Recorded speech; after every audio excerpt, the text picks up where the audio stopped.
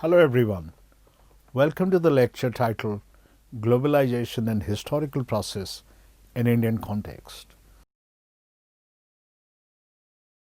This lecture is part of a paper on media and globalization. This lecture will provide an overview of the nature of India's interaction with the forces of globalization.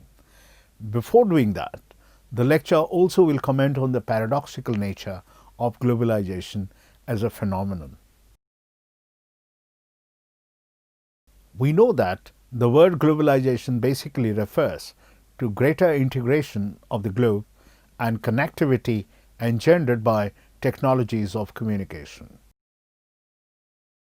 This integration has brought people, cultures, and communities close to each other.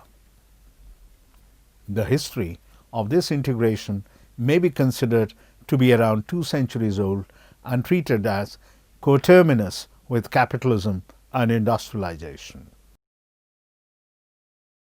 However, it was believed that the global integration and connectivity reached a qualitatively new stage since the 1960s when the first satellite went into space. The new technological breakthrough was so powerful that it cast its shadow on all the facets of human life.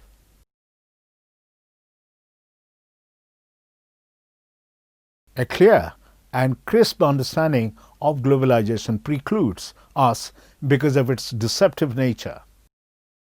At one end, it is really monostranded in the sense that it has been engendered primarily by technology.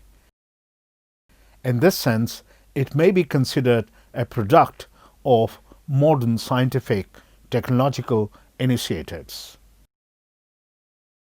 On the other hand, it is truly multidimensional. Its impact can be seen in areas as diverse as culture, lifestyle, consumption patterns, sports, tourism, entertainment, relationships, politics, dilution of national sovereignty, and new imagination of democracy, sharpening of identity conflict, new claims made by groups and communities, among others. New patterns of migrations and mobility, emergence of a world political system, new international bodies such as the UN, emergence of global socio-political movements such as the one for the environment. Globalization has also brought about new encounters between religions and also between religious faith and irreligiosity. New issues have emerged cutting across the state systems and which require international cooperation such as tackling of global terrorism and management of the environment. This may be treated as some of the major paradoxes of globalization. It pushes us to the fore the forces of homogenization and differentiation at the same time. It increases the power and consolidates the domination of state systems and multinational corporations. But it also unleashes and activates forces against them. We also know that globalization from above and globalization from below operate at cross purposes and try to undermine each other. Yet they both emanate from within the same matrix. It creates multiple links and connectivities across groups and communities. It opens up the possibilities of dialogues between the local and the global. Yet these opportunities produce their own tensions and anxieties. They also create a resistance against globalization. It was believed by the 18th century philosophers of the Enlightenment that the increase in knowledge about the social and natural world would also bring increasing control over them. This control was seen as the key to human happiness. It was believed that with new knowledge and power, humans would be able to eventually guide their collective destiny in the desired direction. However, in reality, the real world as it emerged, turn out to be much more open, contested, and contingent. As Anthony Giddens has said, it is a world where opportunity and danger are balanced in equal measure.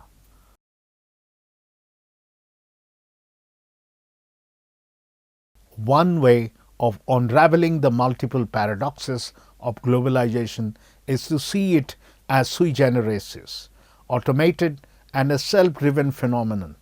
After being set into motion, it becomes independent of the human agencies, forces, and the institutions which may have claimed to initiate it and which claim to operate it. It is not at the service of any of them beyond a certain period. It cannot be indefinitely controlled and manipulated by any force beyond a point. In this sense, it is not so much a project requiring a blueprint and self-conscious operators as a process, a dynamic trajectory with a life of its own, drawing upon a multiple available resources, constantly interacting with different forces and institutions in its journey ahead.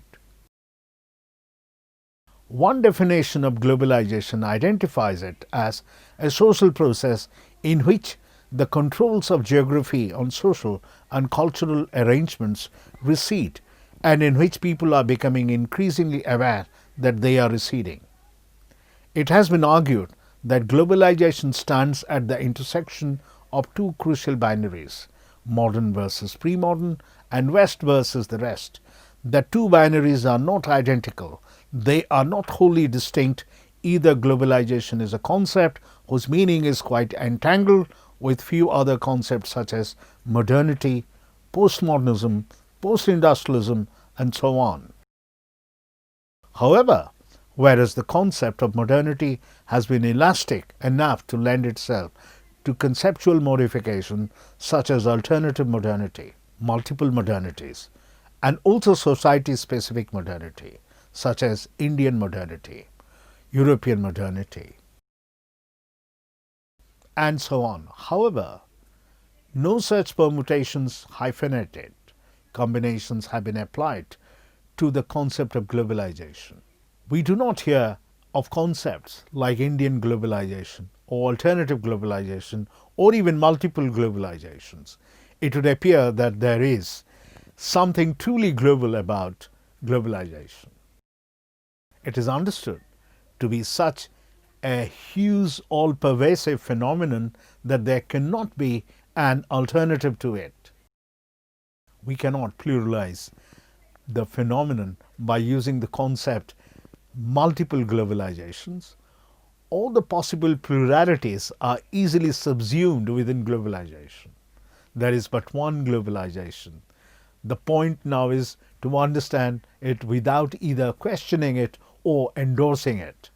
That being the case, it is a real challenge to understand globalization specifically in relation to one particular society, India, with its own specific history. The theme, India's relationship with globalization, can be dealt with by raising two questions. One, what has been the nature of India's encounters with the forces of globalization through its history? Two, how has globalization affected Indian society and its institutions? India's historic encounters with globalization, that is, India's encounters with globalization, can be understood better by getting a good sense of one of the variables in this encounter, that is India. On the scale of nation states, India is only one of the nearly 200 nation states that inhabit the world. But if we take humans as a unit of enumeration, then India accounts for nearly 18% of the total world population and is second only to China. In fact, India and China put together constitute nearly 40% of the entire humanity. Prior to 1947, when India was partitioned into two nation states of India and Pakistan, India was the largest country in the world. On a scale of the type of society, India should be considered a civilizational society. It is marked by strong continuities through its long history. Long phases of its history were marked by continued dynastic rule over large parts of the territory, large empires such as the Mauryan Empire, 3rd century to 2nd century BC, Gupta Empire, that is 4th to 5th century BC, and the Mughal Empire 1526 till 18th century brought large areas into single domination. Factors such as prolonged dynastic rule, political and institutional continuities, religion and technology provided the connecting links among different regions and communities through its long history. Yet, another important feature of Indian history is the fact of prolonged contact and dialogue with outsiders. The phases of isolation have been few and far in between. The evolution of society happened primarily as a result of contact, dialogue, and exchange with multiple groups and cultures that came from outside. Many travelers, conquerors, rulers, and traders influenced Indian culture and were in turn influenced by it. The dialogical traditions have been generally strong in Indian history. The major and lasting changes happened not through rupture and displacement but through assimilation and incorporation. Old and new harmonized and coexisted with each other. They still do. If the fact of relative centralization, continuities, and connectivities was one important feature of India, its diversity was another. The diversities accompanied the connectivities through the centuries of Indian history. As Nehru identified this phenomenon as unity in diversity in his epical Discovery of India, written in jail in the early 1940s. Yet another way of identifying the same phenomenon is to consider it a mix of syncretism and plurality. The single feature of Indian society and history has been largely responsible in shaping the nature of India's encounters with the forces of globalization. It has been argued that not all societies respond to the pressures of globalization in a similar manner, and that large, plural, inclusive, and dialogical societies are generally better placed in utilizing the opportunities offered by globalization and in coping with the pressures and tensions generated by it. Let us now zoom out and look at the patterns of India's interactions with forces that came from outside. As earlier we stated, interactions and dialogues with outsiders was not something alien to Indian society. India did not grow in isolation at any point in its long recorded history. Yet the encounters that developed since the 19th century were different and unprecedented in some senses. Therefore, the history of India's encounters with forces from outsiders may be conveniently started since the 19th century. We may identify 4 different phases of this encounter. The 19th century, the first half of the 20th century till India's independence, 1947 to 1991, and the period since 1991 onwards. The 19th century India experienced profound and unprecedented challenges or changes in the material, socio-cultural, and intellectual life. The Indian economy lost its independence and was integrated to the economy of Britain and through it to global economy. This integration happened both at the level of trade and capital, and it completely subordinated the Indian economy to the industrial metropolitan economy of Britain. In time, this came to be called the colonization of Indian economy. However, at the level of ideas and institutions, new exposures also created a new awareness. Raja Ram Mohan Roy, in his major treatise written in Persian, Tuhafat-ul-Muwahhidin, began to extol the virtues of rationalism and universalism. The Indian intellectuals also initiated a significant critique of Indian traditions and of many religious practices based on superstition and bigotry. Almost all the evil practices that were practiced in the name of religion came under a sharp attack. At the same time, the Indian intellectuals were also wary of blindly adopting the culture and religion of the European conquerors. The Indian leaders undertook a serious philosophical journey in which they seriously tried to overcome the ill effects of the Indian traditions and religions. In other words, they wanted to transform the traditions in a modern direction. At the same time, they were also wary of colonial encroachment into Indian culture. This philosophical journey was like a tightrope walk in which the perils of both traditions and colonization were to be avoided. Likewise, a quest for universalism was to be pursued, but in a way which would not endorse European domination on the rest of the world. Many decades later, Rabindranath Tagore, in his famous essay Crisis in Civilization, celebrated universalism, but by highlighting essentially the non-European, that is Japan, Middle East and Afghanistan, roots to it. Thus, from the very early on, Indian thinkers and intellectuals and the institution they created explored complex and creative ways of celebrating the pan-human global consciousness, while remaining deeply suspicious and critical of European domination.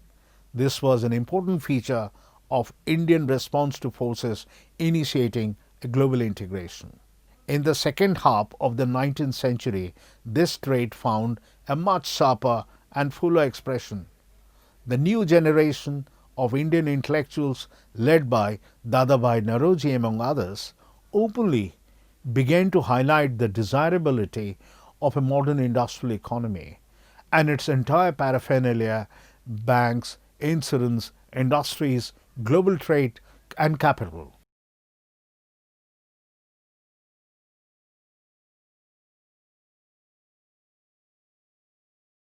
But they refused to look upon the British rule as a blessing or as a positive force. They saw the British rule as an obstacle in the development of India as a modern economy and society.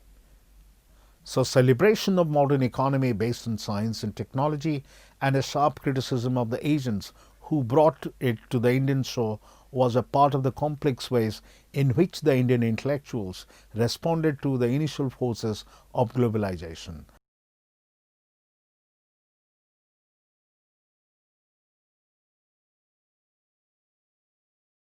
At around the same time, under the impact of modern technology, railways, telegraph, print, among others, Indian society began to be transformed.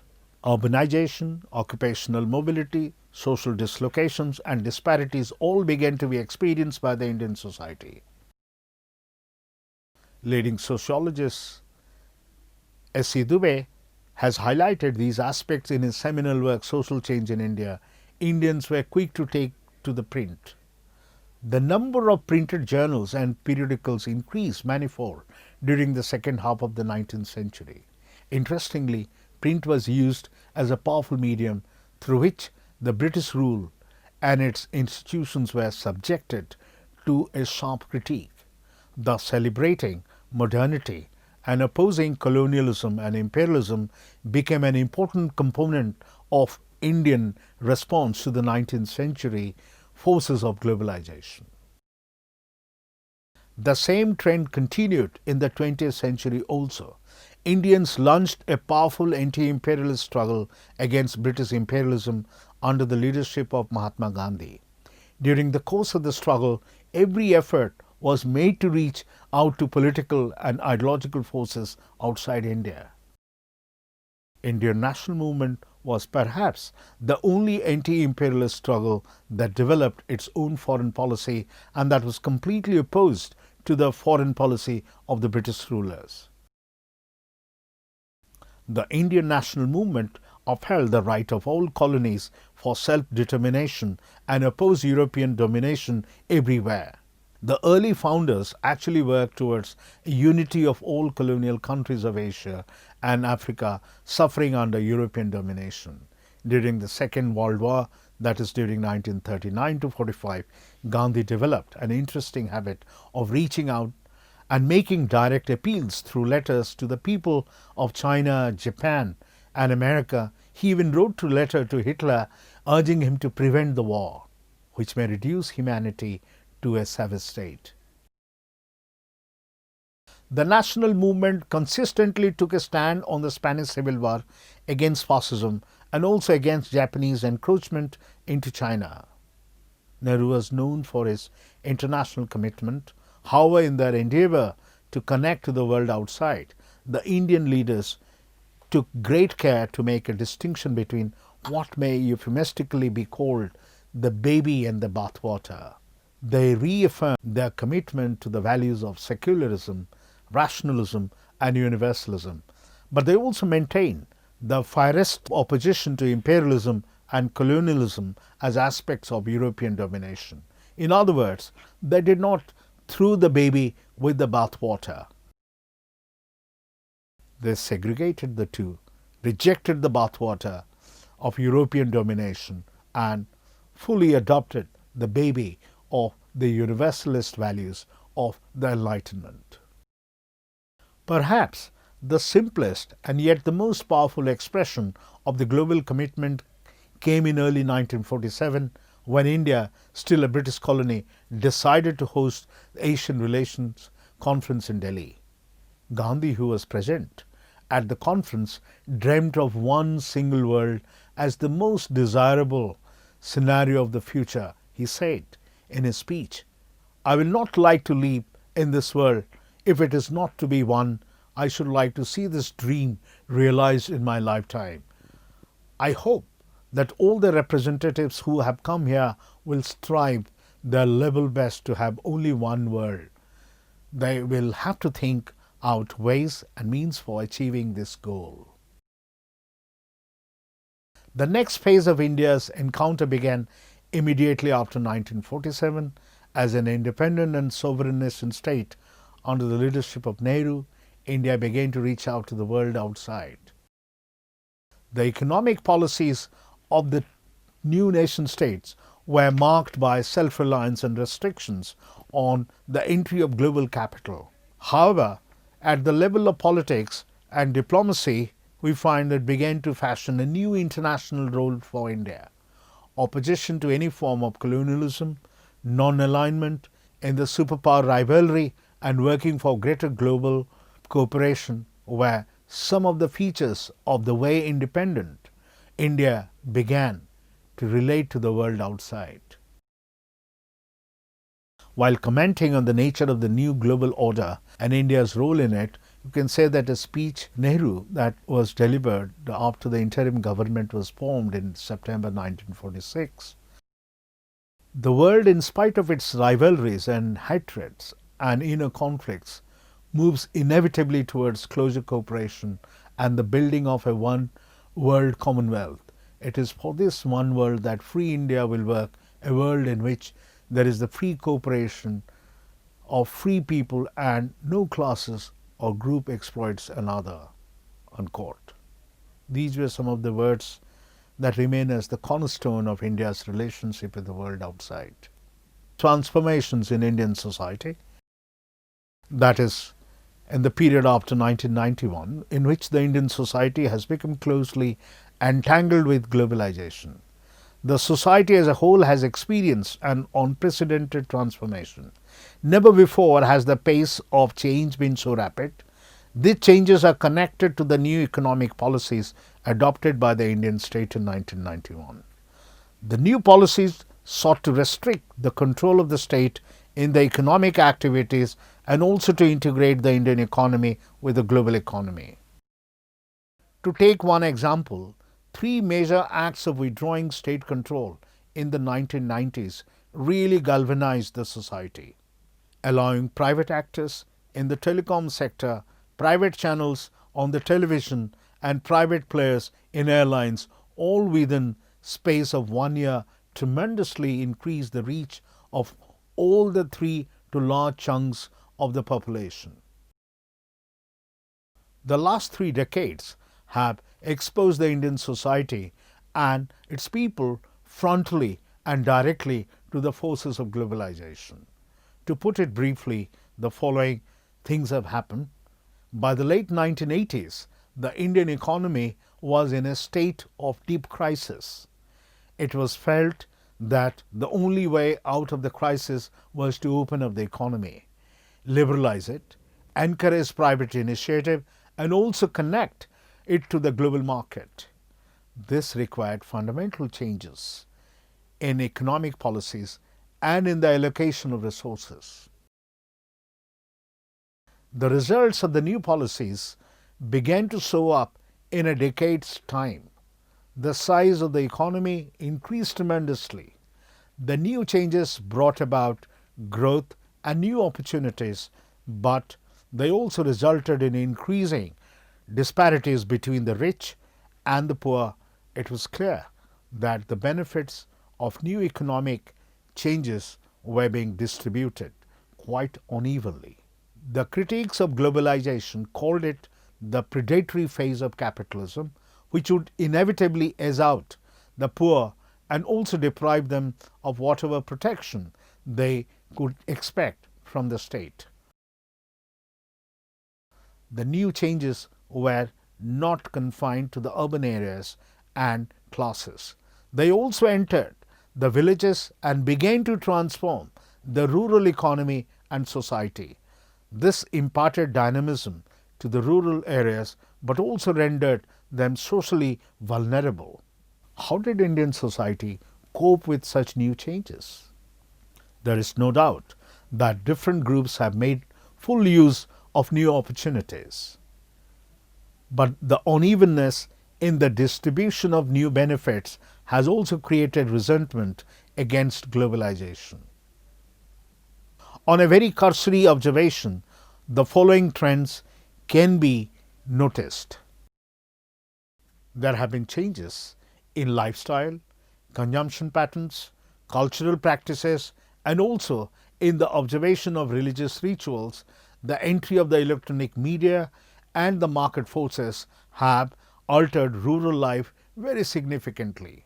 The process of globalization has also altered people's orientation towards political institutions such as the state, the civil society, and democracy. Often there has been a tendency in people's perception to conflate state with globalization. Quite often, the resentment produced by some of the offshoots of globalization has been diverted against the state. Generally speaking, people, particularly the farmers, have expected the state to provide protective mechanisms in order to enable them to participate in the globalization process. Any failure in this respect has turned people against the state. In general, the disenchantment against the state has increased in the era of globalization. There also has been a sharpening of identity politics as a result of globalization. The economic forces have brought cultural influences which, unlike in the past, have penetrated into the core of the community life. As a result, the forces of globalization have also produced deep cultural anxieties. The possibility of a loss or a dilution of culture, along with the growing disparities, have provided a new fillip to identity politics.